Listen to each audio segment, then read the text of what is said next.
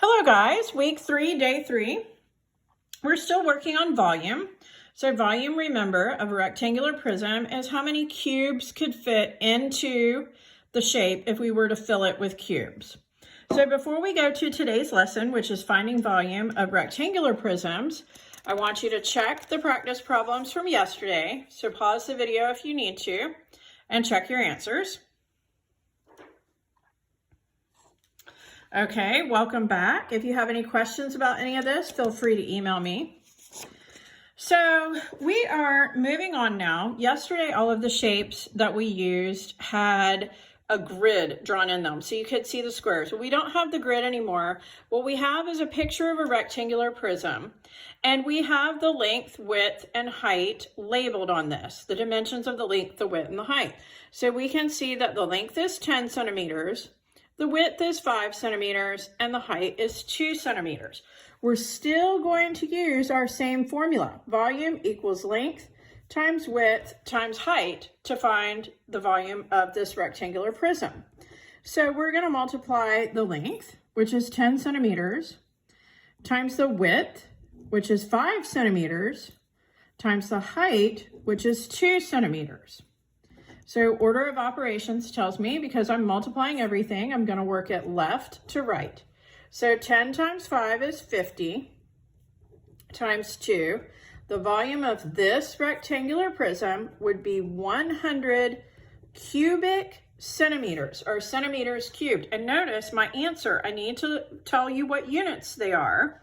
They're centimeters. I know that because the picture shows them in centimeters. And they are cubic centimeters.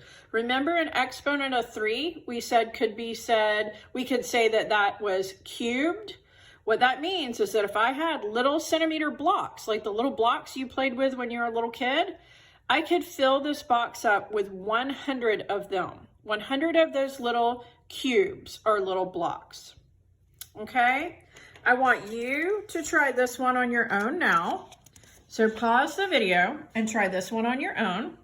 And after you've worked it out, I want you to come back and check the answer with me. Okay, so let's see if you got it right. We're going to use our volume equals length times width times height formula. So the length of my shape is 10 inches. The width of my shape is 3 inches. And the height of my shape is 4 inches. Notice I'm using that dot for multiplication. I'm moving away from using the X for multiplication because we don't know if it means to multiply or if it's a variable. So that dot means to multiply. Okay, we have multiplication and multiplication, so we will work it left to right. 10 times 3 is 30. So 30 times 4 equals 120 inches cubed or cubic inches. So if you did not get this right, pause the video, go look at your work again, rewatch the part where I explain it, and email me if you have any questions. Okay, your homework that goes with tonight's lesson is, I forgot to grab it, hang on just a second. All right, your homework or your practice problems that go with today's lesson is this sheet right here. So you're going to do that. Again, you do not need to print it. You can do it on your own paper and check your answers. I'll have the answers on the video tomorrow. If you have any questions, let me know. You do not need to turn this in. Okay, you do not need to turn this in. All right, talk to you guys tomorrow.